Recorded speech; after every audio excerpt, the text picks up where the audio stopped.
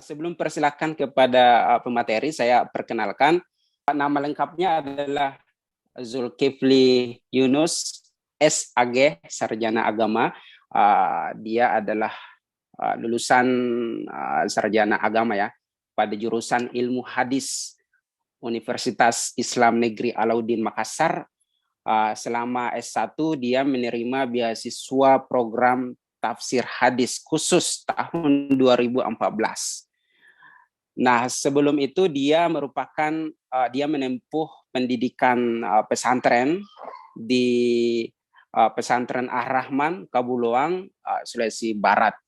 Nah, setelah lulus S1, pemateri ini bekerja sebagai penyuluh agama Islam di kantor urusan agama Kabupaten Mamuju, dan juga merupakan staf pendidikan di Tadangate Institute. Jadi Zulkifli ini merupakan pengurus juga di Tadangate Institute yang mendapatkan beasiswa S2 di jurusan Hadis of Science Necmettin Erbakan University.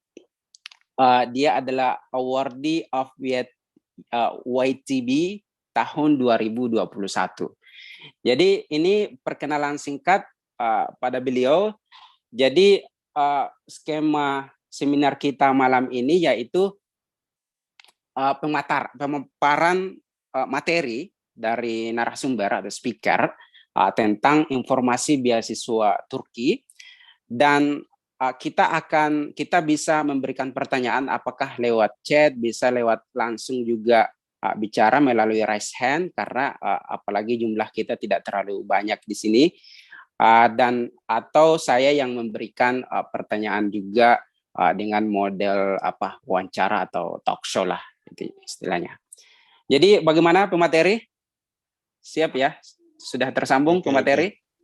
Oke. Mr. Zul. Jadi saya persilakan ya langsung kepada Bung Zul atau Mr. Zul untuk menyampaikan materinya. Waktu dan tempat saya persilakan. Ya. Assalamualaikum warahmatullahi wabarakatuh. Waalaikumsalam warahmatullahi wabarakatuh. Jadi baik, tadi sudah diperkenalkan. Jadi pertama-tama saya ucapkan banyak terima kasih kepada Tadangate Institute telah memberikan kesempatan kepada saya untuk berbagi pada sore hari ini waktu Turki dan waktu Indonesia malam lah sekarang. Jadi kalau bahasa Turkinya itu iyi akşamlar. Bisa pakai iyi geceler, tapi geceler itu digunakan kalau udah kayak mau larut malam. Artinya selamat malam gitu. Tapi kalau masih sore dan masuk maghrib itu kita masih pakai iyi akşamlar. Artinya juga malam. Tapi gitulah. Kosakata di Turki itu sangat banyak dalam mengekspresikan sesuatu. Oke, yang kedua, terima kasih juga kepada teman-teman semua yang telah menyempatkan waktunya untuk hadir pada Zoom kali ini. Mudah-mudahan apa yang akan nanti saya sampaikan itu bersifat informatif kepada teman-teman semua dan akan bermanfaat untuk kepada teman-teman semua dalam rangka mengejar impiannya kuliah di luar negeri. Nah, pertama-tama jadi mungkin masih ada yang ingin bertanya. Jadi YTB itu, oke lanjut.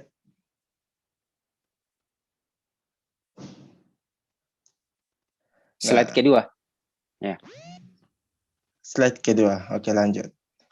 Nah, mungkin masih ada yang bertanya apa itu YTB. Mungkin tapi saya yakin ada di antara teman-teman udah tahu. Tapi ya alangkah baiknya untuk kembali mengingatkan dan lebih memantapkan apa sebenarnya itu YTB perlu kita perhatikan bersama. Nah, YTB itu adalah sebuah beasiswa yang atau YTB itu singkatan dari Turkiye Bursleri atau Bursleri itu adalah bahasa Turki yang bermakna beasiswa. Jadi beasiswa Turki. Kalau dalam bahasa Inggris ya Turkish Scholarship. Nah, jadi itu adalah beasiswa penuh yang disebarikan oleh pemerintah Turki kepada mahasiswa internasional yang memenuhi syarat-syarat tertentu. Jadi memang beasiswa ini hadir dikhususkan bagi mereka atau bagi teman-teman yang memang bukan orang Turki, dan alhamdulillah beasiswa ini juga mengcover segala aspek yang kita butuhkan ketika kita ingin kuliah di Turki, kayak gitu. Sedangkan untuk tujuan dari beasiswa ini sendiri adalah hadir untuk melahirkan generasi-generasi dunia yang akan memberikan solusi terhadap berbagai persoalan yang dihadapi negaranya bahkan dunia saat ini. Jadi teman-teman perlu untuk memperhatikan tujuan dari beasiswa ini. Karena ketika kita tidak sesuai, ketika kita ingin apply beasiswa ini dan ternyata kita tidak sesuai dengan tujuannya, maka besar kemungkinan kita akan ditolak. Jadi memang ini adalah salah satu bentuk kontribusi Turki ya secara umum, negara Turki, untuk memberikan solusi-solusi terhadap berbagai persoalan yang dihadapi dunia saat ini dalam berbagai aspek apapun, mulai dari teknologi, sosial, ekonomi, bahkan dalam aspek keagamaan pun, Turki berkomitmen untuk menghadirkan solusinya dengan memberikan beasiswa-beasiswa kepada mereka yang layak untuk mendapatkan dan yang potensial untuk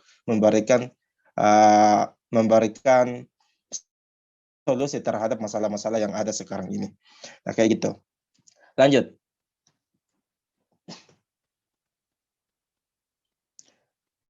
Nah, tentunya yang harus kita perhatikan adalah syarat yang harus kita penuhi. Sebab semua beasiswa pun dan apapun saya rasa mau lamar kerja atau mau mengelamar beasiswa, tentunya ada syarat-syarat yang harus kita penuhi dan yang dibutuhkan tentunya. Nah, dalam hal ini ada 3 kategori umum yang perlu kita perhatikan bersama, yaitu adalah umur. Nah, umur bagi mereka yang ingin apply beasiswa S1, maka umurnya itu maksimal 21 tahun. Sedangkan untuk yang, kenapa nih? Coba enter ininya. Karena Ini kelihatan PDF. ya. Tidak bisa karena ini dalam bentuk PDF. Oke. Jadi yang pertama adalah yang pertama adalah umur. Bagi yang ingin apply beasiswa YTB S1, itu umurnya maksimal adalah 21 tahun. Jadi teman-teman sangat bersyukur karena apa ya? Karena beasiswa ini bukan hanya menyediakan program beasiswa untuk S2 ataupun S3, tapi juga menyediakan program S1. Nah, jadi teman-teman yang ingin apply untuk S1-nya, maka maksimal umurnya 21 tahun. Teman-teman bisa menginformasikan kepada sanak familinya terkait dengan persyaratan ini. Mungkin ada yang sekarang masih menjalani SMA, mungkin tahun depan bisa untuk apply. Kayak gitu. Nah, sedangkan untuk S2 umurnya itu maksimal umur 30 tahun. Lewat dari 30 tahun, maka secara otomatis, yang saya tahu secara otomatis mereka akan tertolak. Nah, ketika mengapply nanti di sistem TBBS, di sistem Turki Bursary itu, mereka akan ditolak. Nah, ini yang harus kita perhatikan bersama. Nah, yang selanjutnya bagi mahasiswa, bagi yang ingin apply beasiswa doktor, tingkat doktor, maka mereka maksimal umurnya adalah 35 tahun. Lewat dari 35 tahun, mereka tidak bisa lagi untuk mengapply beasiswanya. Nah, yang selanjutnya adalah syarat yang dibutuhkan, nilai akademik. Ini harus diperhatikan. Jadi teman-teman yang nilai akademiknya di bawah dari standar yang telah ditetapkan oleh YTB, itu juga tidak akan bisa apply. Atau besar kemungkinannya tidak akan dapat beasiswanya ini. Nah, yang pertama, bagi yang ingin apply dari sisi, bagi yang S1, maka nilai yang paling minimal itu adalah 70% dari 10 dari 100%. Jadi berapa ya kalau misalkan sistem penilaian kita 100, kalau biasanya di SMA itu ya 70 nilai rata-ratanya itu masih bisa daftar. Tapi di bawah daripada itu tidak bisa. Nah, sedangkan untuk yang S2 itu 75% dari total nilai yang ada minimal. Jadi kalau misalkan sistem penilaian kita 4 biasanya di Indonesia, maka minimal nilai kita adalah 3. Minimal di bawah daripada 3 itu tidak bisa lagi. Tidak memenuhi persyaratan. Nah, S2 dan S3 itu sama, 75% dari nilai mereka itu harus di paling minimal 75% atau 3 dalam skala 4. Nah, bagi mereka dan bagusnya juga ternyata YTB juga untuk jurusan kedokteran juga mereka buka untuk mereka yang ingin apply di bidang itu. Tapi nilainya cukup tinggi karena standarnya itu harus 90% dari 100% dari total nilai yang ada. Jadi bagi adik-adik atau bagi teman-teman yang ingin apply kedokteran itu bisa, tapi total nilainya harus dilihat dulu. Itu harus 90%. Jadi harus diperhatikan. Nah, yang selanjutnya adalah status. Nah, yang bisa apply di sini ini bukan maksudnya status pernikahan ya, status kejombloan atau status pernikahan, bukan. Tapi yang dimaksud status di sini adalah status kewarganegaraan. Jadi beasiswa ini memang diperuntukkan bagi mereka yang berdomisili dan tinggal di luar Turki. Atau bagi mereka yang bukan orang Turki, maka itu diberikan kebebasan untuk apply beasiswa ini. Sedangkan mereka yang tinggal di Turki atau sudah istilahnya warga negara Turki, maka itu tidak diperuntukkan untuk beasiswa ini. Nah, jadi semua negara yang ada di dunia ini bisa apply beasiswa ini. Nah, termasuk Indonesia. Yang selanjutnya adalah ya, oke. Selanjutnya dokumen yang dibutuhkan. Jadi ini adalah dokumen-dokumen penting yang perlu teman-teman untuk catat dan karena nantinya setiap pengisian aplikasi YTB-nya nanti akan ada bagian-bagian tertentu yang harus kita isi dan membutuhkan beberapa dokumen. Nah, termasuk adalah ijazah atau surat keterangan lulus. Jadi, teman-teman yang belum lulus itu tidak mesti harus melampirkan ijazahnya. Itu bisa melampirkan surat keterangan lulus atau SKL-nya. Nah, yang kedua adalah transkrip nilai atau rapor bagi yang ini. Nah, yang ketiga adalah foto formal terbaru. Keempat, kartu tanda pengenal. Kita bisa menggunakan KTP atau bisa menggunakan paspor. Itu bisa. Nah, yang kelima adalah letter of intent atau LOI. Nah, ini letter of intent ini cukup perlu kita perhatikan, yaitu singkatnya letter of intent ini berbicara terkait dengan mengapa kita ingin kuliah di Turki, kenapa kita ambil jurusan itu, dan lain sebagainya. Intinya di letter of intent ini, sebagian tujuan utamanya kita menulis sebuah surat atau pernyataan atau tulisan atau esai yang menunjukkan motivasi kita kenapa kita ingin kuliah di Turki dan apa yang akan kita lakukan setelah kita selesai di Turki. Kayak seperti itu. Nah, yang selanjutnya ini proposal penelitian. Nah, proposal penelitian ini hanya diperuntukkan bagi S2 dan S3, sedangkan untuk S1 itu tidak. Tidak perlu untuk menulis mini tesis atau proposal penelitian dalam skala yang simpel. Nah, yang selanjutnya adalah surat rekomendasi. Teman-teman minimal surat rekomendasinya itu 2, sedangkan maksimal 3. Nah, yang selanjutnya kurikulum vitae atau CV. Teman-teman tahulah apa itu CV. Nah, yang selanjutnya adalah sertifikat atau penghargaan. Nah, teman-teman itu juga harus mempersiapkan sertifikat atau penghargaan yang telah diterima sebelumnya. Nanti akan sangat berguna ketika kita apply ini, karena ini akan menjadi poin penting ketika kita punya prestasi yang dibuktikan dengan sertifikat atau atau bentuk perhargaan yang lainnya. Nah, yang selanjutnya adalah sikap pekerjaan. Jadi teman-teman yang sudah bekerja, sudah mengajar, itu juga dibutuhkan untuk melampirkan SK-nya. Nah, ini sebuah SK ini akan menjadi bukti bahwa teman-teman sudah pernah bekerja dan punya pengalaman kerja. Ini akan sangat membantu dalam meningkatkan poin kita ketika para komite YTB ini menilai kita. Nah, yang selanjutnya adalah sertifikat bahasa Inggris. Nah, sertifikat bahasa Inggris ini itu tidak wajib. Di Turki itu sistem pendidikannya itu menggunakan, biasanya bahasa pengantar yang digunakan itu ada 3. Mereka menggunakan bahasa Turki, menggunakan bahasa Inggris, dan menggunakan bahasa Arab.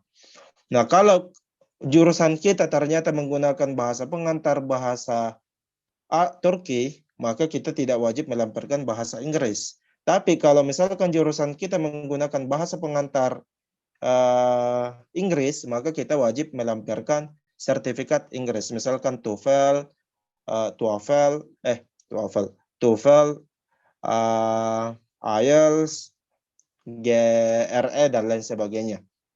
Kayak gitu.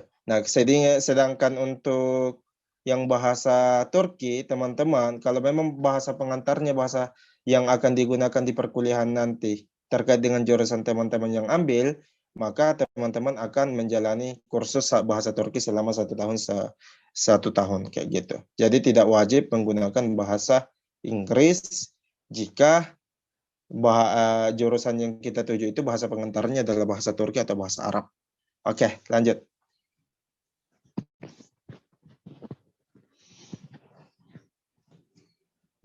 Nah, ini proses seleksi YTB 2021 yang lalu, dan memang umumnya seperti ini. Kalau kita lihat kalender beasiswa YTB itu sendiri umumnya akan menggunakan pola seperti ini. Yaitu di mana bulan Januari itu, Januari sampai Februari itu, beasiswanya dibuka atau open scholarship. Jadi pembukaan aplikasi dari beasiswa YTB itu sendiri. Nah, sekarang itu kemarin tanggal 10 kayaknya, tanggal 10 mulai dan akan berakhir tanggal 20 nanti. Berapa hari lagi? 6 hari lagi. 7 hari lagi, 1 minggu lagi akan tutup. Jadi teman-teman harus cepat-cepat, yang serius daftar harus cepat-cepat memperbaiki aplikasinya dan mensubmit berbagai dokumen-dokumen yang dibutuhkan. Nah, yang selanjutnya, setelah pendaftaran tutup, maka biasanya proses evaluasi itu berlangsung mulai dari Februari sampai Juli. Jadi cukup lama. Karena biasanya pendaftar dan pelamar beasiswanya itu banyak dari seluruh dunia, maka wajar ketika proses evaluasinya itu terhadap berkas-berkas yang kita submit itu panjang. Karena memang pendaftarnya juga cukup banyak dari berbagai belahan dunia. Nah, selanjutnya di bulan Juli, di bulan 7 itu akan ada email pemberitahuan kalau memang kita lolos, akan di-email langsung oleh pihak YTB bahwa kita lolos, yang menunjukkan kita lolos dan akan maju ke tahap selanjutnya, yaitu tahap wawancara. Nah, jadi dinyatakan akan melakukan wawancara, maka kita dikirimkan email juga yang menerangkan kapan, waktunya, dan tempatnya di mana. Apa-apa saja yang akan kita persiapkan, materi-materi apa saja yang akan diujikan, kayak seperti itu. Nah, itu biasanya bulan Juli sampai bulan Agustus. Biasanya antara itu. Biasanya wawancara YTB ini. Nah, di bulan Agustus, akhir-akhir bulan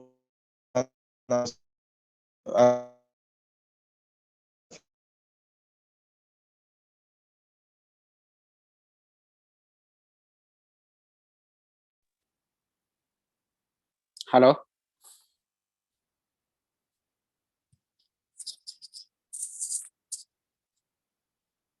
Ini yang rusak jaringannya pemateri atau moderator ya?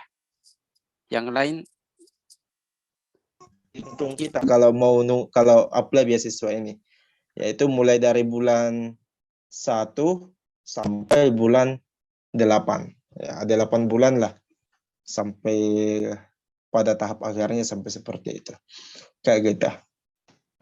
Oke, selanjutnya.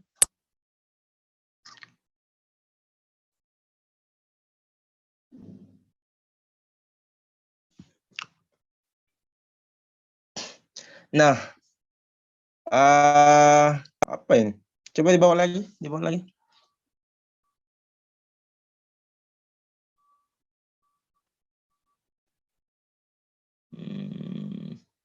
Oke. Jadi teman-teman pasti bertanya apa yang kita dapatkan ketika kita misalkan terpilih di beasiswa ini. Jadi sebelumnya sudah diterangkan bahwa beasiswa ini sifatnya fully funded.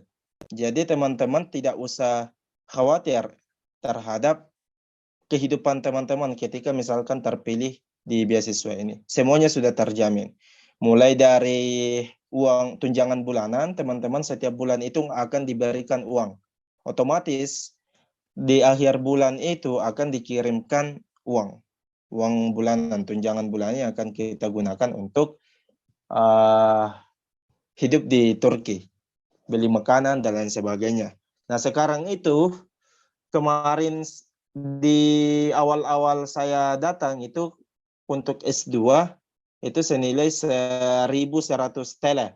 Tapi di awal tahun ini beasiswa Turki ditingkatkan menjadi 1.400 TL atau Turkish lira, mata uang Turki.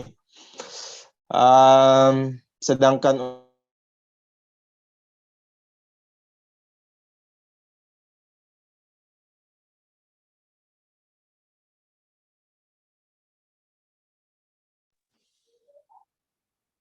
Halo?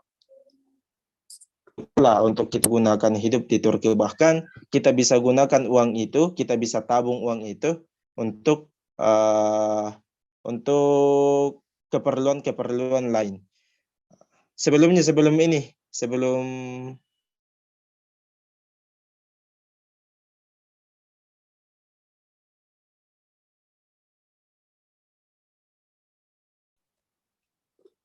Halo? Supardi lancar ya, lancar jaringan ya?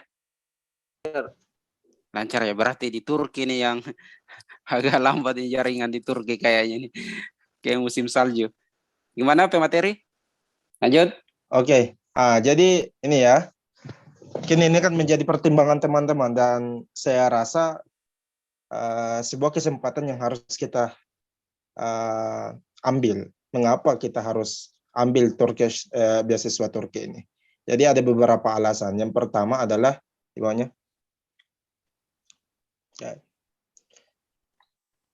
Nice. A Comprehensive Scholarship Program. Jadi beasiswa Turki itu adalah sebuah program beasiswa yang sangat komprehensif.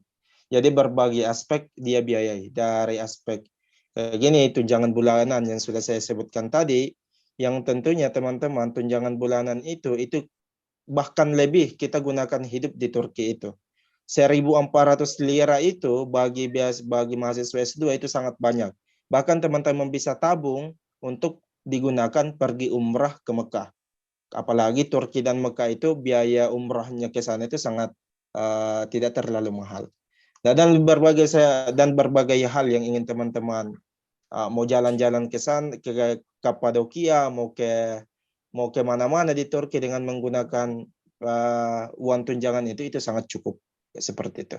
Jadi memang beasiswa ini menjamin kepada awardinya untuk hidup sejahtera di Turki. Mereka tidak merasa kekurangan hidup di Turki kayak seperti itu.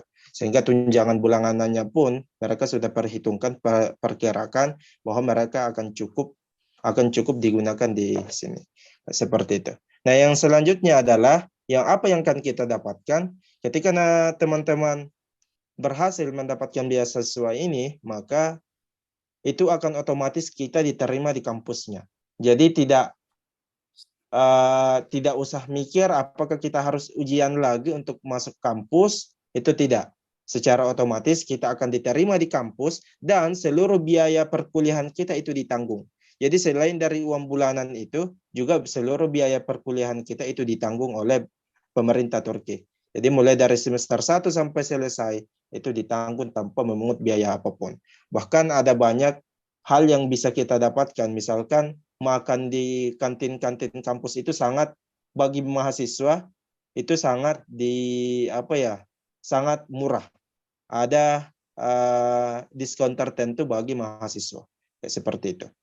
Nah, yang selanjutnya adalah apa yang akan kita dapatkan, asrama atau akomodasi atau tempat tinggal. Jadi teman-teman tidak usah khawatir.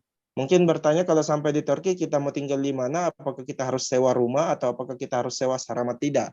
Jadi sudah disediakan asrama bagi kita yang ingin mendapatkan beasiswa ini.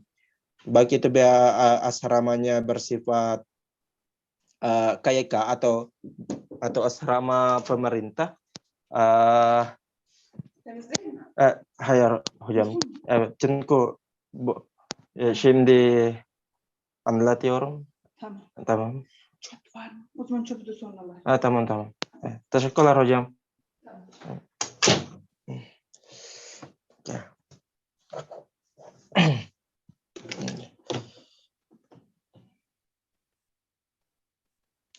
Oke, jadi tadi itu pembersihnya. Jadi di sini asramanya sangat bersih, bahkan setiap hari itu akan ada datang kayak seperti itu tadi, cleaning service-nya untuk membersihkan setiap kamar yang ada. Tapi saya bilang tidak usah dulu untuk hari ini karena lagi Zoom. Nah, oke, lanjut. Jadi teman-teman, tapi bagi S2 dan S3 itu setelah tahun pertama masuk ke tahun kedua, itu diberikan kebebasan mereka tetap mau bisa tinggal di asrama atau mau sewa rumah atau mau sewa apartemen atau mau tinggal di mana, itu diberikan kebebasan. Kalau S2 ingin tinggal di luar asrama, maka pemerintah atau panitia beasiswa YTB ini sendiri akan memberikan uang tambahan kepada kita untuk kita gunakan nyewa rumah. Jadi itu bagusnya. Jadi tidak selamanya kita diwajibkan untuk tinggal di asrama. Mungkin kita bosan tinggal dengan orang-orang di asrama sehingga kita ingin lebih merasa bebas, tidak tidak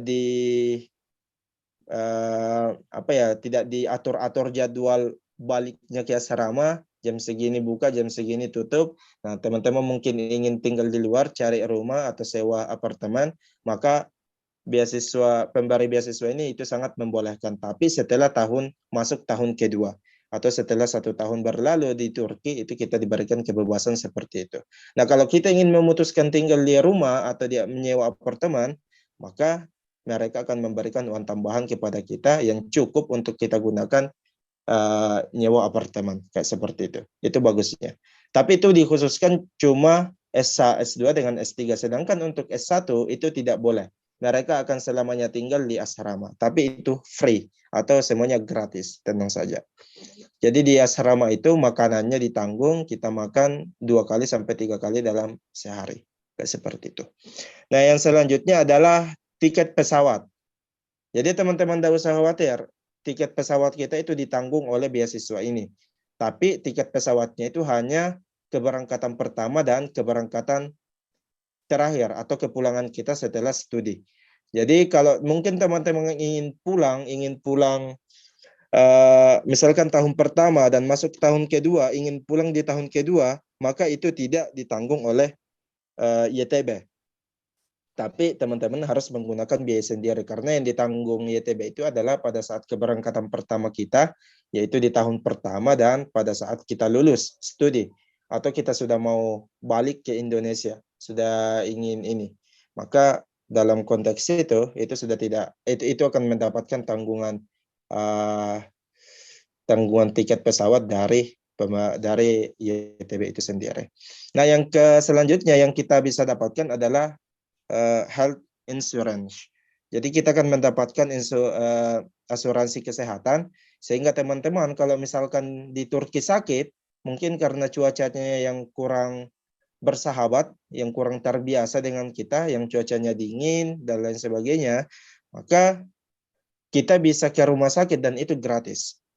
Karena memang YTB ini sudah memberikan asuransi kesehatan kepada kita. Sehingga ketika kita ingin ke dokter atau ingin ke rumah sakit, itu tidak harus membayar apapun. Kayak seperti itu. Jadi tenang saja, sebenarnya gratis. Nah, yang selanjutnya adalah kursus bahasa Turki selama 1 tahun. Jadi teman-teman tidak usah khawatir kalau misalkan tidak tahu bahasa Turki satu kata pun. Tenang saja, setelah sampai di Turki, kita akan diberikan kursus gratis selama 1 tahun. Dan itu akan mulai dari nol, mulai dari perkenalan, Ben Zulkifli atau Benim Adim Zulkifli, nama saya Zulkifli, Ben Indonesian Geliorum, saya saya datang dari Indonesia, Ben Indonesialim, saya orang Indonesia, dan lain sebagainya. Hal-hal basic yang mulai dari hal-hal yang sangat basic itu akan diajarkan sampai ke tingkat yang advance atau tingkat yang bahasa Turki tingkat tinggi. Jadi teman-teman nggak usah khawatir soal bahasa. Insya Allah kita akan mendapatkan pelatihan dan bimbingan di Turki itu sendiri dengan semuanya gratis. Oke, selanjutnya. Nah yang ini, mengapa kita patut untuk apply beasiswa Turki itu karena beasiswa Turki itu adalah Unique Scholarship Program. Nah, itu sangat unik. Mengapa unik? Yang pertama adalah, apa ini? Lanjut. Tidak perlu mengajukan aplikasi terpisah untuk mendaftar beasiswa dan universitas. Itu. Jadi teman-teman, kan banyak beasiswa itu, ada beberapa beasiswa itu terpisah antara beasiswanya dengan ke universitasnya. Contoh misalkan LPDP.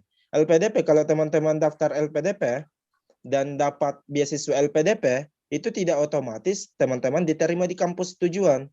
Teman-teman juga harus berusaha mendaftar kembali di universitas tujuan. Nah, beda di YTB ini. Kalau kita sudah diterima di beasiswanya, maka otomatis kita juga akan diterima di universitasnya. Jadi kita tidak membuat dua aplikasi, pendaftaran ke kampus dan pendaftaran beasiswanya, tidak. Tapi akan otomatis mendapatkan dengan mendapatkan beasiswanya otomatis mendapatkan kampusnya. Kayak seperti itu. Itu bagusnya. Nah, yang selanjutnya menerima seluruh jurusan. Jadi seluruh jurusan yang ada di Turki itu diterima, mulai dari sains, sosial, keagamaan, dan lain sebagainya. Bahkan kesehatan diterima, kedokteran diterima. Yang menurut kita biayanya cukup mahal di Indonesia, di sini pun itu akan dibiayai ketika kita apply itu dan diterima.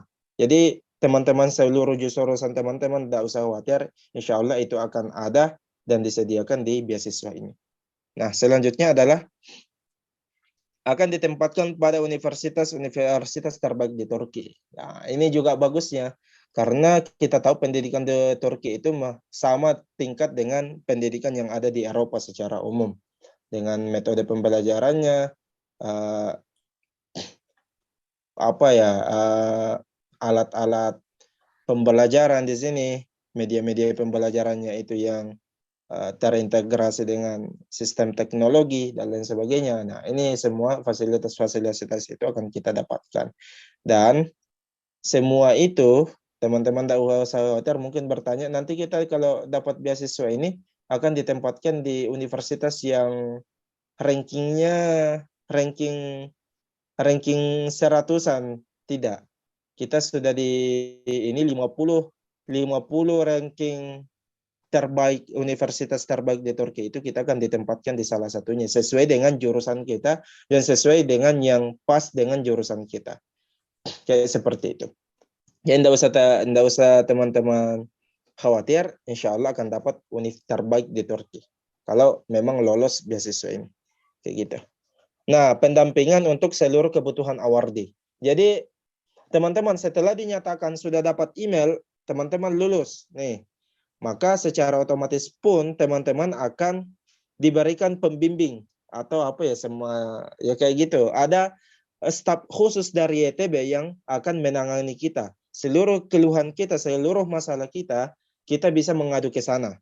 Ketika kita menghadapi masalah atau ada yang kita tidak tahu, kita bisa bertanya ke dia. Dan dia akan langsung memberikan jawaban yang cepat terhadap masalah yang kita hadapi.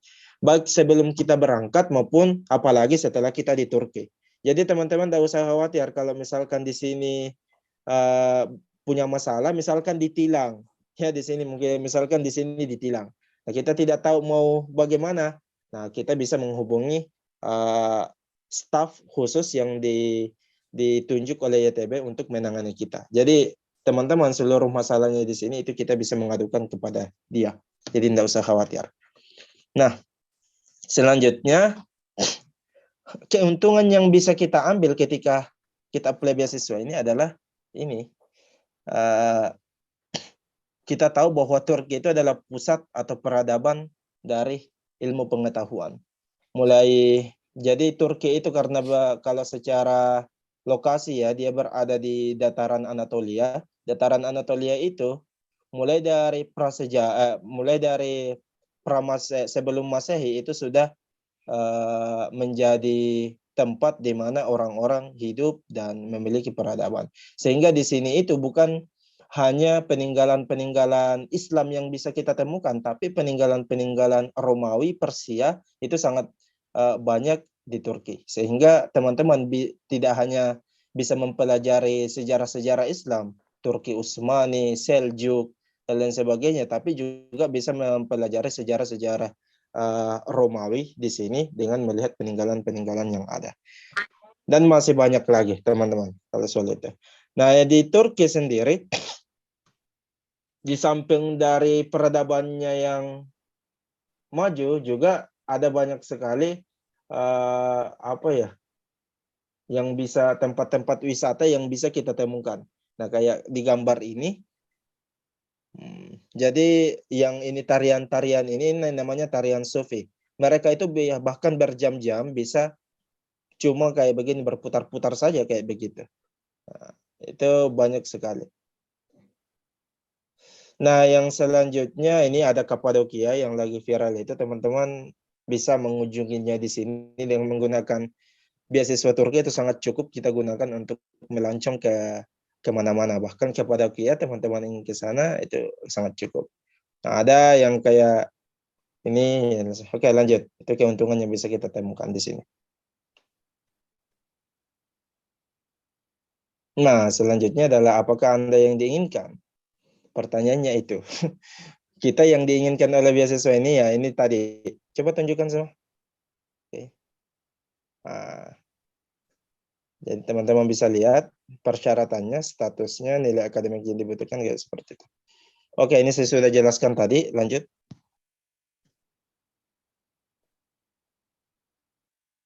Oke. Ini berkas-berkasnya. Ini sudah saya jelaskan juga. Nah, ini. Oke, lanjut. Nah, yang selanjutnya adalah tantangan hidup di Turki. Di slide oke. Ini kayaknya enggak ada ya. Oke. Jadi ada yang ketinggalan. Coba yang tadi yang slide yang apa? Yang PPT pertama yang saya kirim, Pertama ya. pertama. Jadi ini selesai ya. Itu sudah selesai ya. Oke.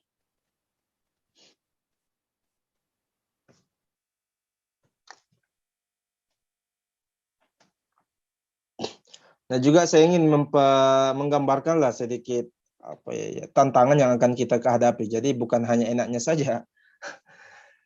Jadi jangan juga mikir kalau tinggal di Turki itu semuanya enak. Iya banyak enaknya, tapi juga pasti ada hal-hal yang yang kurang mengenakan bagi kita secara pribadi. Nah, yang pertama itu adalah bahasa. Jadi tantangan tinggal di Turki itu masalah yang paling berat menurut saya itu adalah bahasa.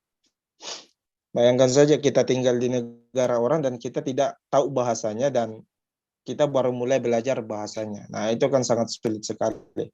Karena kita mau kemana-mana, di Turki itu mayoritas mereka itu tidak tahu bahasa Inggris. Karena mereka sangat cinta terhadap negaranya, nah, jiwa nasionalismenya itu sangat tinggi, maka mereka sangat dalam berinteraksi itu menggunakan bahasa mereka. Bahkan terkadang itu ada dosen yang dia tahu bahasa Inggris, dia bisa bahasa Inggris, tapi ketika ditanya bahasa Inggris, menggunakan bahasa Inggris, maka mereka akan menjawab dengan menggunakan bahasa Turki.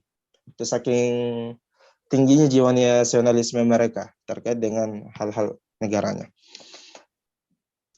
Nah, itu tantangan bahasa. Waktu awal-awal tinggal di sini, 1 bulan pertama itu sangat berat sekali. Karena kalau mau beli saja, itu sampai saya menggunakan bahasa isyarat. Menggunakan bahasa isyarat, menggunakan bahasa Google, dan lain sebagainya. Mau pergi keluar, mau naik bis, dan kemana-mana, kita mau transaksi, itu juga harus, jadi sangat berat. Apalagi itu masih percakapan umum, nanti bahasa akademik lagi itu kan lebih sulit lagi. Ini percakapan sehari-hari di Turki itu udah berat, apalagi kalau di soal yang bersifat akademik.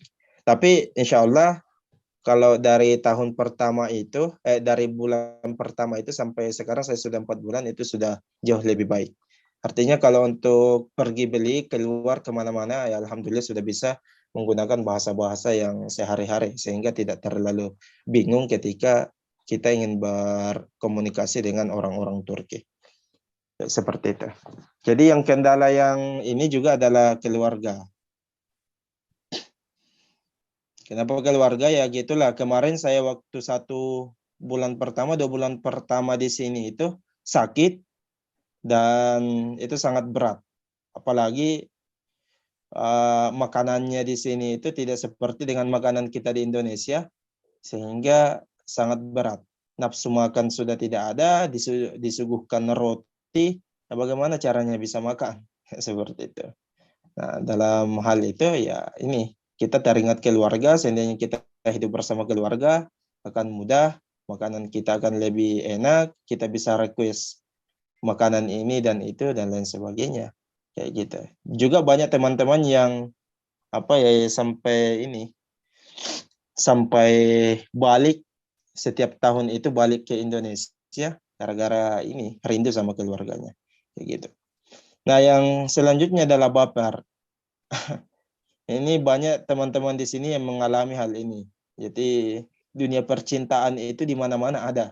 Termasuk teman-teman juga harus persiapkan sebelum ini adalah ini. Di Turki itu ya tahu lah, wanita-wanita Turki, laki-laki Turki itu mereka semua ini cantik-cantik dan ganteng-ganteng. Jadi kalau teman-teman tidak bisa mengontrol mata dan sedikit-sedikit ini, itu kan menjadi tantangan yang berat bagi teman-teman sendiri. Dan faktanya beberapa teman saya, bahkan ada teman saya yang di Ankara itu sampai tidak fokus belajarnya gara-gara dia nembak ke cewek dan dia ditolak. Dan sampai dia tidak fokus belajar bahasa Turkinya karena dia kan masih persiapan bahasa juga sekarang. Sampai nilainya itu anjlok.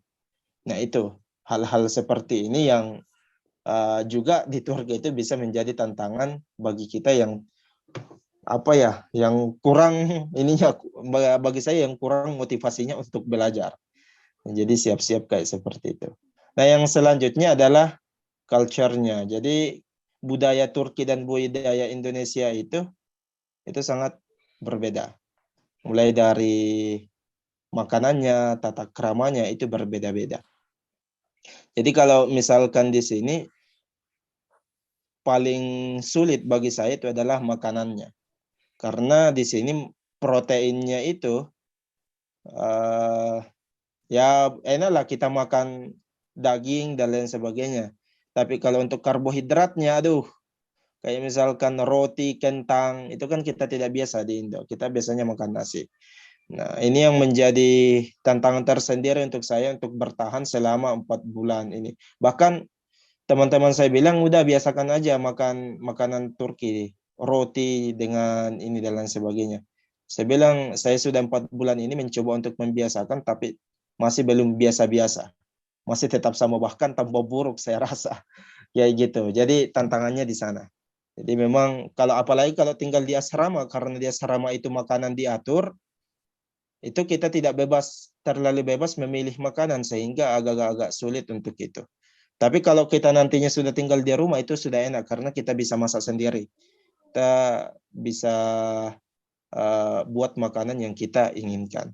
Tapi kalau di asrama itu karena makanannya dikontrol, diatur. Oh, kalau hari ini kita makannya kentang, hari besok makannya roti, dan lain sebagainya, itu sangat tidak ini. Nah, yang selanjutnya adalah stres.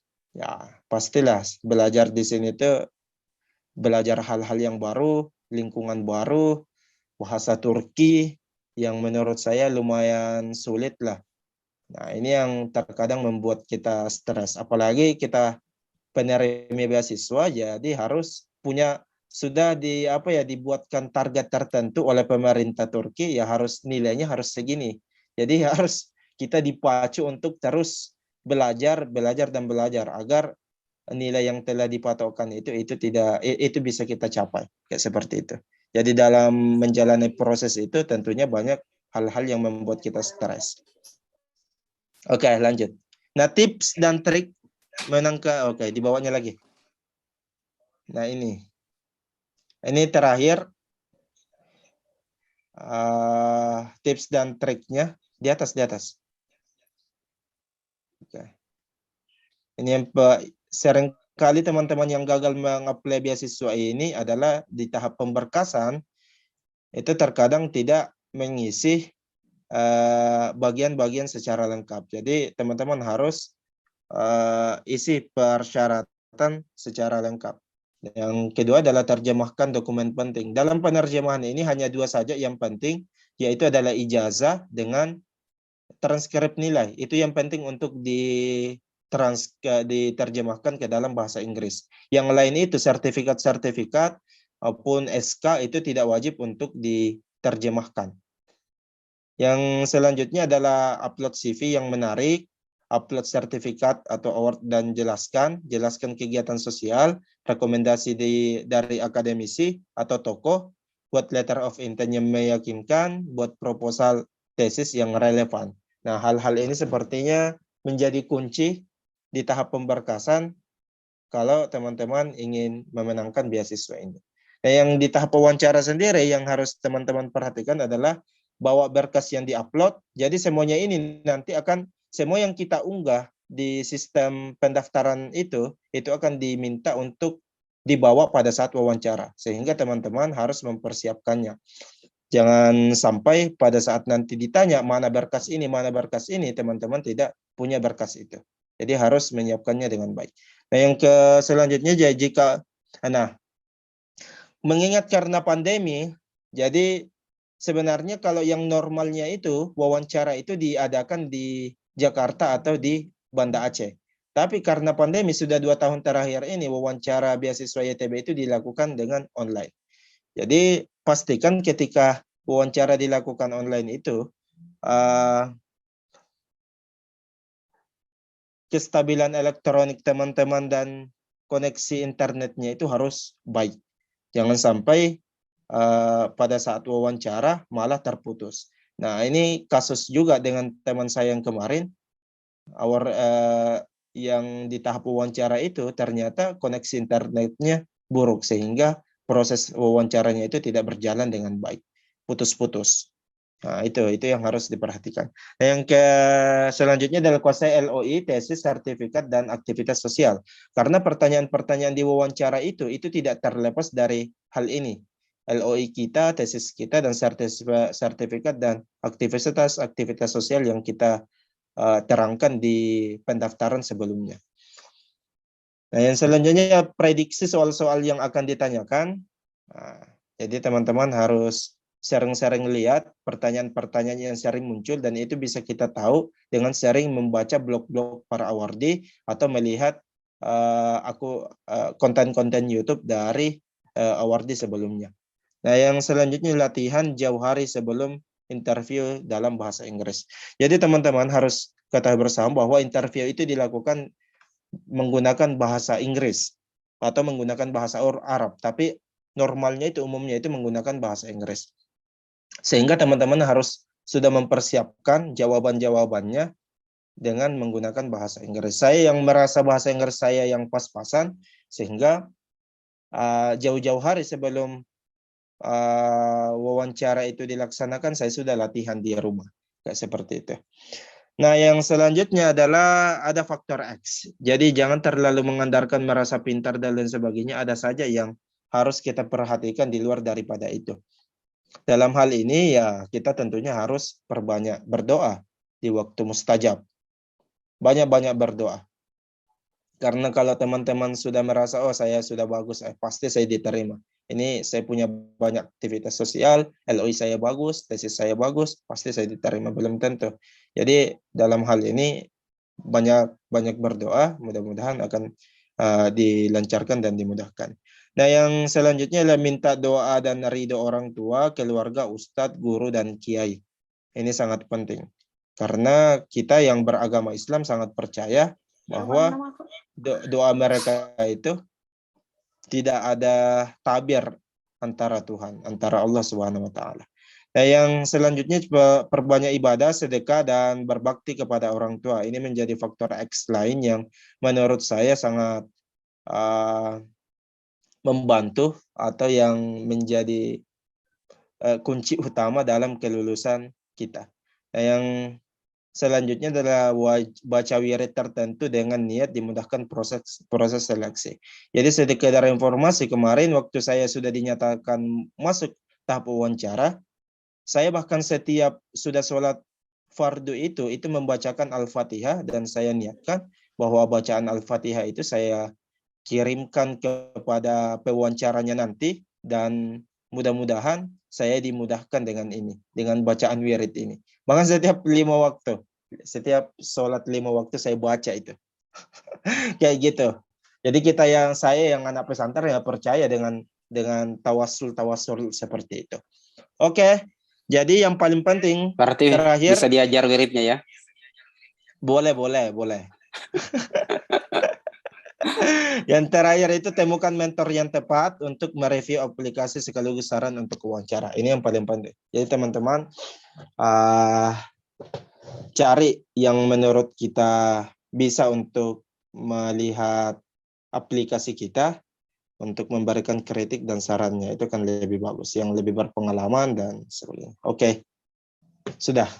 Wallahul hadi ila sabilir rasyad. Assalamualaikum warahmatullahi wabarakatuh. Kembali kepada moderator.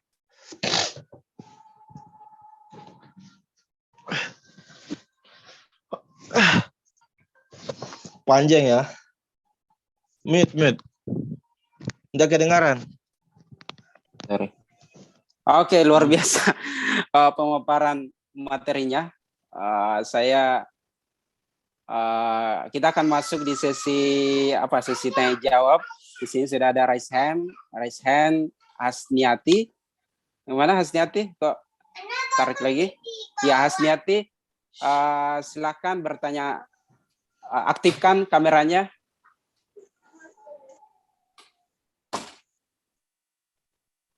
Untuk penanya, untuk Hasniati cantik nama lengkapnya.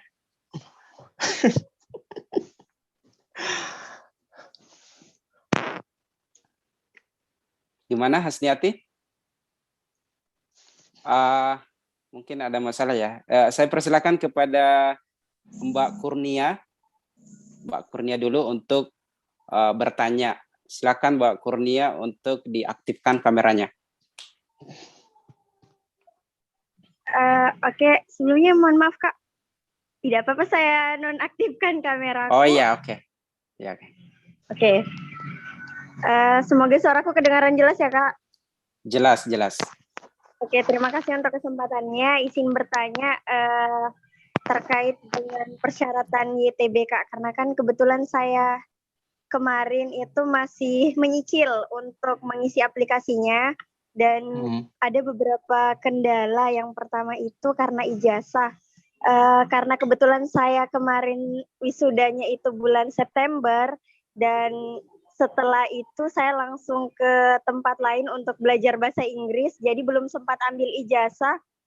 Dan itu mungkin pertanyaan pertama Kak, bagi apa solusinya mungkin untuk yang belum ambil ijazah, karena sebenarnya saya sudah mengusahakan untuk ambil ijazah, tapi kan kalau ijazah tidak boleh diwakilkan, dan akhirnya saya minta untuk transkrip nilai, dan ternyata tidak boleh ambil transkrip nilai kalau tidak ambil ijazah dulu.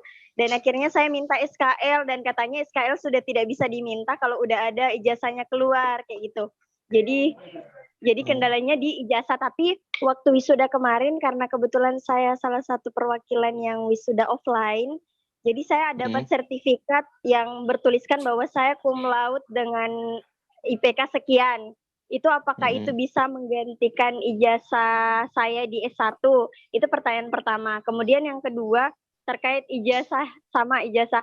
Saya tidak menemukan ijazah SMP, tapi saya masih ada kopian ijazah SMP yang ada legalisirnya. Apakah itu bisa saya gunakan? Terus yang ketiga soal berkas yang diterjemahkan. Apakah harus menerjemahkan lewat penerjemah tersumpah, atau kalau misalnya kita punya kemampuan untuk menerjemahkan ijazah itu sendiri, apakah boleh diterjemahkan sendiri? Mungkin untuk sementara itu dulu Kak. Sebenarnya banyak sekali pertanyaan, kalau boleh menawarkan diri menjadi anak murid yang dimentori mungkin boleh ya Kak. Mungkin untuk sementara itu dulu. Terima kasih. Mbak Kurnia dari mana? Saya dari Makassar Kak. Saya juga alumni dari Usuluddin kemarin, tapi di jurusan studi agama-agama. Angkatan 17. Angkatan? Oke. Oke, silakan dijawab dulu. Yang pertama, belum ada ijazah, ya harus ambil ijazahnya. Persyaratannya itu. Bisa. Atau sekalian buat surat pernyataan. Surat pernyataan bahwa jazanya belum, dan itu yang akan nanti diunggah. Buat surat pernyataan kalau ijazahnya belum bisa diambil. Cukup buat ya kayak gitulah, dengan menerangkan kendalanya apa. Setelah itu bawa ke bidang akademik, stempel, tanda tangan di bidang akademik, udah itu yang upload. Karena itu sama sih sebenarnya kasusnya dengan teman-teman yang kan bahkan ada juga yang daftar itu belum punya SKL. Bahkan yang belum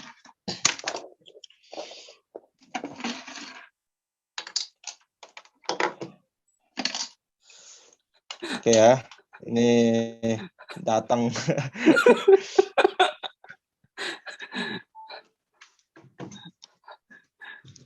Oke, jadi kayak gitu. Jadi harus buat surat pernyataan dengan menerangkan kendalanya apa sehingga jasanya belum diambil, dan terangkan kapan bisa diambil. Karena juga ada kasus teman itu yang bahkan dia belum ujian, belum yudisium, dia daftar. Dan sekarang dia jadi awardee. Dan saya tanya, yang kamu upload di bagian jasa itu apa? Dia bilang ya surat pernyataan kalau dia akan yudisium di bulan ini. Cukup seperti itu. Jadi buat surat pernyataan, kemudian yang menerangkan kenapa tidak bisa diambil jasanya dan kapan bisa diambil jasanya. Setelah itu bawa ke akademik, tanda tangan, stempel, dah. Itu yang diupload. Kalau untuk bisa. Kayak seperti itu. Nah, yang translate apakah harus strong translator atau enggak? Oke. Bisa, tidak mesti harus menggunakan penerjemah tersumpah, bisa.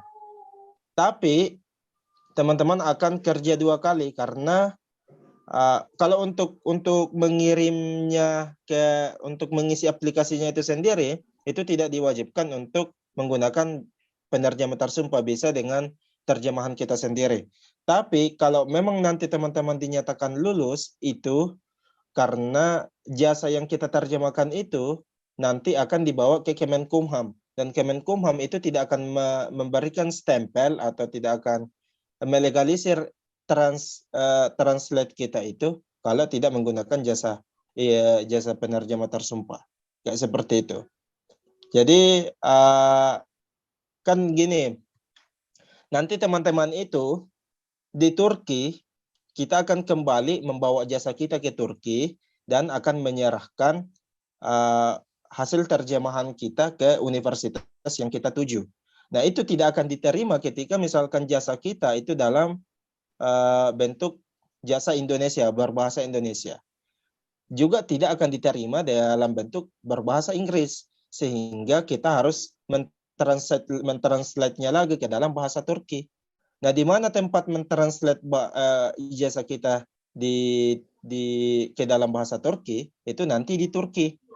Nah, sedangkan di Turki itu tidak akan diterima, tidak akan diterjemahkan berkas kita itu ketika tidak ada legalisir dari Kemenkumham. Dan Kemenkumham tidak akan memberikan legalisir ketika terjemahan kita itu tidak menggunakan penerjemah tersumpah. Jadi, kalau untuk tahapan awal, tahapan pendaftarannya bisa, tapi setelah lulus nanti, teman-teman tetap akan wajib untuk menerjemahkan kembali jasanya ke dalam bahasa Inggris menggunakan penerjemah tersumpah. Itu poinnya. Jadi teman-teman kalau ini intinya tetap akan wajib. Jadi kalau saya akan kerja 2 kali kalau misalkan ini. Dan itu akan lebih bagus kalau menggunakan penerjemah tersumpah. Juga akan memberikan nilai yang lebih tinggi di mata interview, di mata komite YTB terkait dengan aplikasi kita, terkait dengan terjemahan kita. Kayak itu. Oke, ini saya persilakan kepada Febrina ya. Ya, ini masih ada. Oke. Halo, assalamualaikum Kak. Waalaikumsalam. Dari mana Febrina? Dari Surabaya. Ya. Itu masih Bisa SMA. diaktifkan kameranya, Mbak? Aku malu Kak. Aduh, nanti ke Turki itu nanti dilihat juga.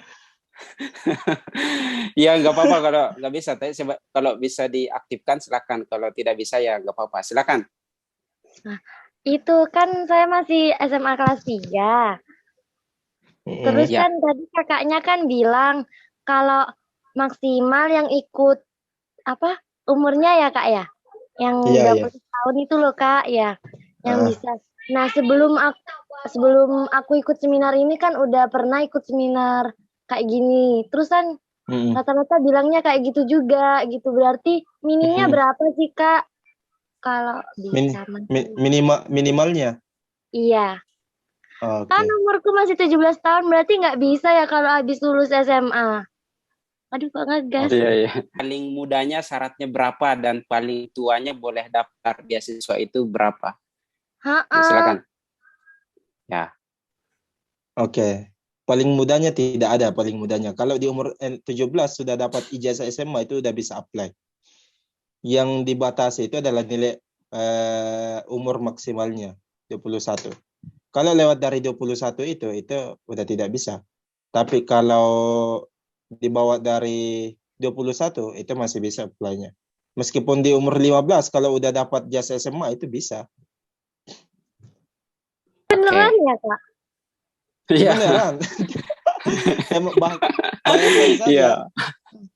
Bayangkan saja teman saya yang dari Kazakhstan atau dari mana itu, dia umurnya 21 dan dia sudah apply master, tingkat master. Jadi saya sekarang itu sama-sama di kursus bahasa Turki dan dia umurnya 21. Dan sekarang dia studi master sama dengan saya. Iya, soalnya ya intinya berarti bisa kan kalau aku masih umur 17 tahun ya? Bisa, yang penting sudah ada ijazahnya, sudah dinyatakan lulus di tingkat SMA dan dibuktikan dengan ijazah atau SKL. Oh. Gitu. Gitu. Oke. Itu tampil juga kameranya Mbak, baru tampil setelah bertanya. Jadi bisa Mbak ya, saya yang tidak bisa daftar ini karena saya sudah mau masuk 40 tahun. Jadi tidak bisa. Oke, makasih kakak-kakak. Ya, good luck. Terus ini ada pertanyaan via chat dari Ibu Husnaini Jamil. Jadi ini saya kenal nih Ini dosen bahasa Arab di IAIN Bone. Pertanyaannya, apakah beasiswa ini ramah untuk yang mau bawa keluarga? Oke.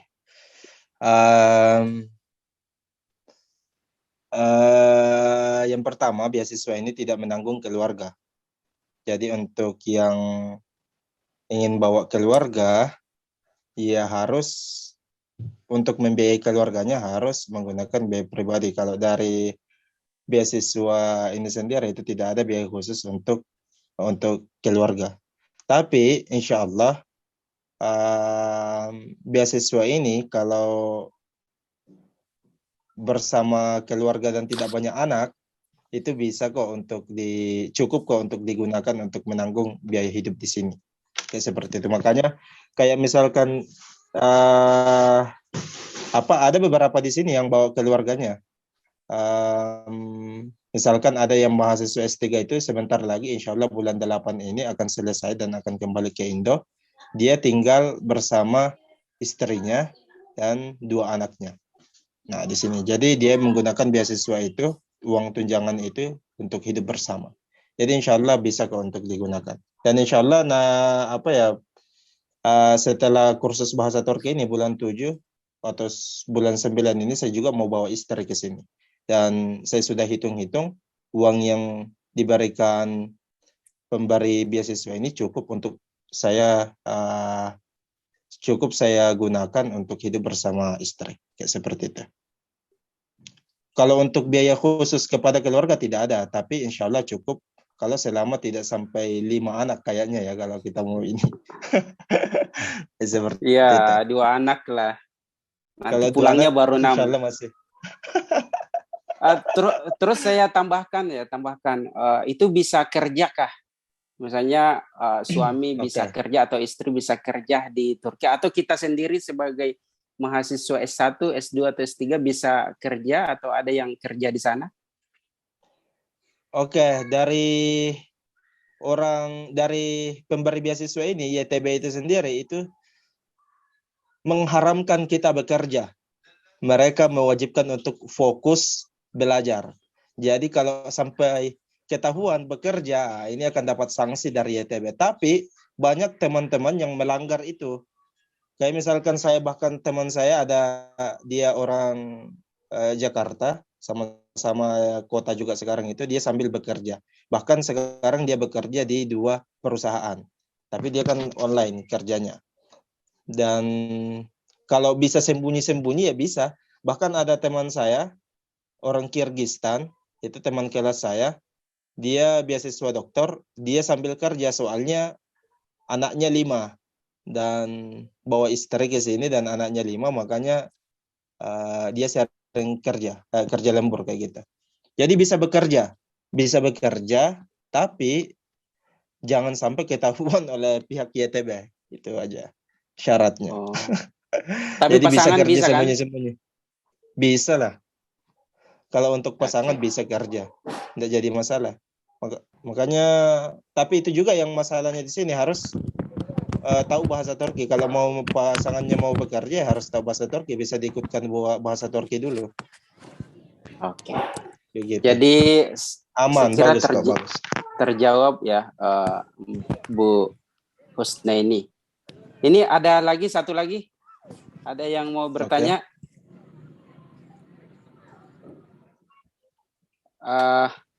Oke, tidak ada ya? Ada tadi di kolom chat itu, apa ini? Cuma saya lagi kira-kira dan pulang dekat ini bagaimana yang alasan seperti itu. Oke. Saya, Kak. Siapa? Hasniati cantik ya. Ya silakan. Yang tadi bisa di on kamera.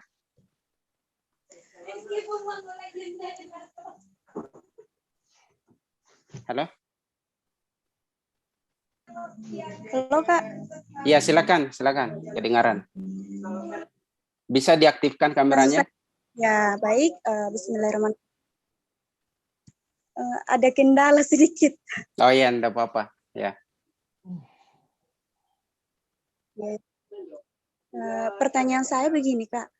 Apakah kita bisa mendaftar program S1 tapi sudah nganggur 1 tahun dan umurnya masih minim karena baru masuk 21 tahun. Iya. Ini menganggur ya, lulus SMA menganggur, bisa daftar tidak? Jadi biasakan di Indonesia untuk daftar negeri itu ada expire-nya ya, 1 tahun 2 tahun tidak bisa lagi. Oke, silakan. Gak bisa. Jadi bisa kalau sudah menganggur yang menjadi patokan itu umur. Jadi meskipun bahkan 2 tahun 3 tahun menganggur dan baru apply itu bisa. Kayak saya misalkan berapa yang menganggur? Saya lulus tahun 2018 dan diterimanya tahun 2021, berarti 3 tahun selisihnya. Jadi tidak jadi masalah. Tidak mesti harus fresh graduate untuk bisa apply beasiswa ini. Bahkan ada teman saya yang sekarang di S1, dia sudah 1 tahun menjalani perkuliahan di UIN Alauddin. Dia orang Majene. Ada kemarin dia diterima orang Majene S1 dan bahkan dia sudah menjalani proses perkuliahan selama 1 tahun di UIN Alauddin dan dia dapat beasiswa juga. Kayak seperti itu. Artinya soal menganggur itu tidak jadi masalah. Yang penting umurnya tidak melampaui dari umur 21 tahun itu. Oke, clear ya. Oke, saya ini pertanyaan terakhir ya. Singkat saja. Kesempatan satu kali siapa? Ustaz. Ahmad Dhani ya. Oh, silakan Ahmad Dhani. Saya tidak lihat raise hand ya. Maaf ya. Silakan Ahmad Dhani, perkenalkan diri. Bismillahirrahmanirrahim. Perkenalkan, nama saya Ahmad Dhani dari UIN Alauddin Makassar. Iya. Tapi Ustaz, ini saya mau tanya. Misal kita ini yang sudah jalan kuliah S2, lalu kita daftar di Turki, kemudian kita lulus, apakah nilai dari sini kita bisa pindahkan ke sana, artinya kita lanjut lagi, atau bagaimana? Yang kedua, kan ini beasiswa Turki adalah semua dari tanggungan pemerintah Turki. Nah, ketika kita selesai dari sana, apakah kita diberikan kelonggaran untuk kembali ke kampung kita, atau apakah kita tetap di sana mengabdi, begitu bagaimana? Tolong penjelasannya, Ustaz. Oke.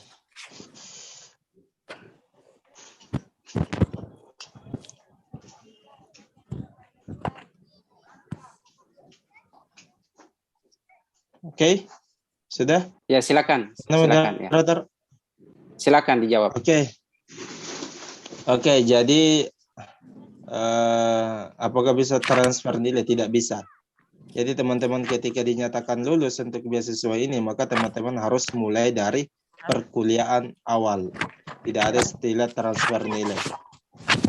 Jadi kalau misalkan teman-teman udah kuliah semester 3 pasca sarjana di Indonesia misalkan, atau sudah semester 7 S1-nya misalkan, dan ternyata diterima di beasiswa ini, maka teman-teman itu semuanya tidak bisa untuk dialihkan ke sana. Pertama ya, apalagi mata kuliahnya beda. Mata kuliah yang ada di Indonesia yang di sini ya beda, bagaimana caranya mau transfer nilai. Seperti itu. Jadi intinya teman-teman tidak bisa transfer nilai dan akan memulai perkuliahan dari nol. Kayak gitu. Oke. Yang kedua, tadi yang kedua. Oh, yang kedua. Apa yang kedua tadi itu? Apa tadi yang kedua itu? Saya lupa. Yang kedua kan ini beasiswa adalah tanggungan dari pemerintah Turki. Oh iya, oke. Sudah paham kan? Oke. Oh, iya. Jadi bagusnya beasiswa ini itu tidak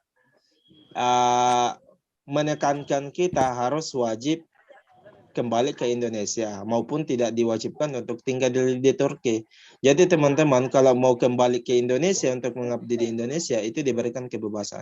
Atau teman-teman ingin belajar atau ingin teman-teman berkarir di Turki misalkan, cari pekerjaan di Turki itu juga tidak diwajibkan. Jadi kalau memang teman-teman ingin balik, itu akan dipermudah. Kalau memang ingin kembali ke Indonesia akan diberikan kemudahan, diuruskan segala keperluan yang kita butuhkan untuk kembali ke Indonesia. Kayak seperti itu. Oke, makasih banyak Ustaz.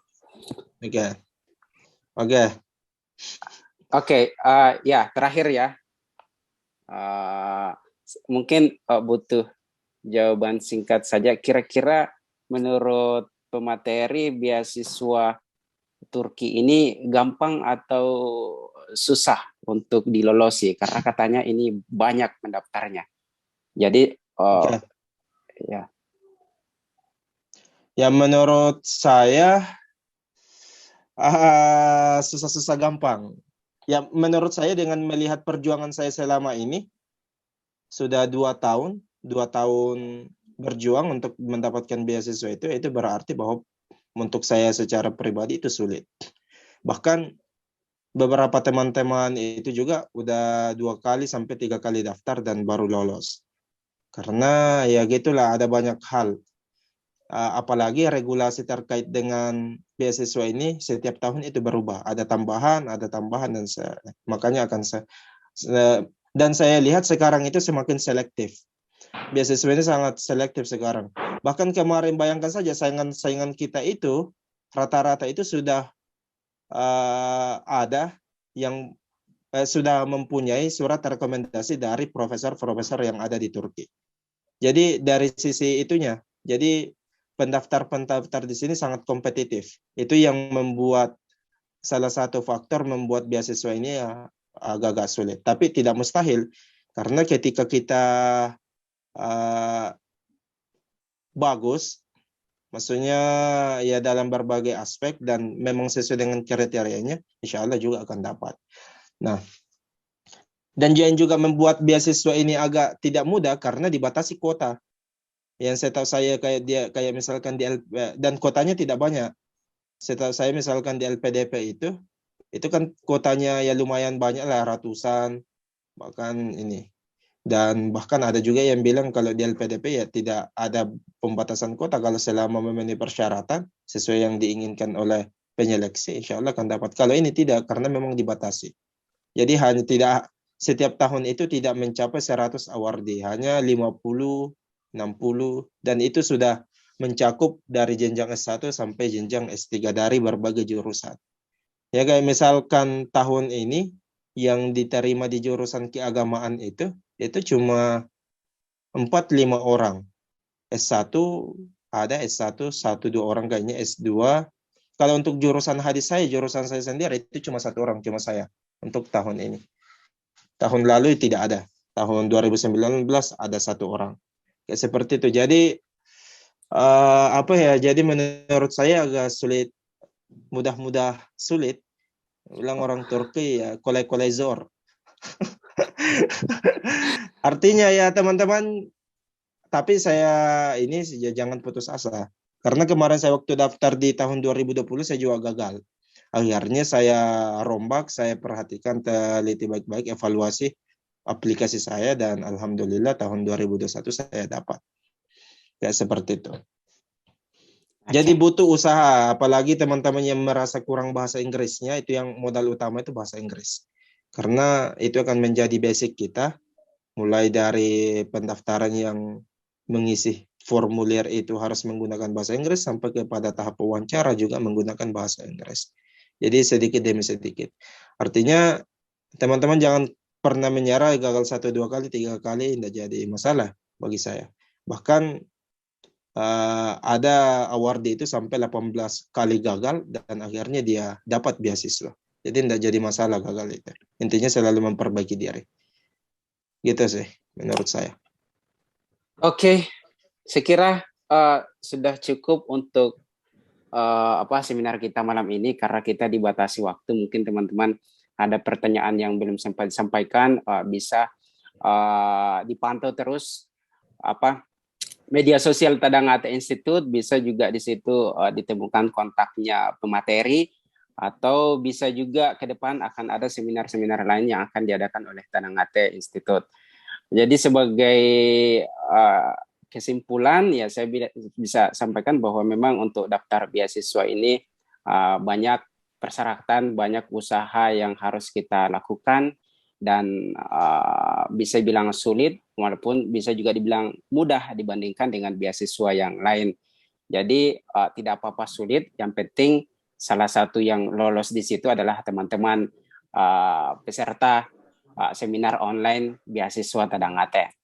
Tidak apa-apa sulit juga karena hadiahnya kalau lolos ya kita bisa ke Kapadokia. It's my dream.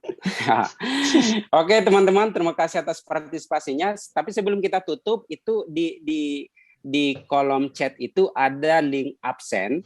Teman-teman isi itu, tulis namanya dan feedbacknya, dan teman-teman akan mendapatkan sertifikat. Jadi jangan sampai salah isi nama, dan sertifikat ini bisa teman-teman gunakan untuk daftar juga, daftar beasiswa, daftar pekerjaan, khususnya daftar beasiswa. Dan insya Allah sertifikat yang dikeluarkan oleh Tadangate Institute itu bernilai.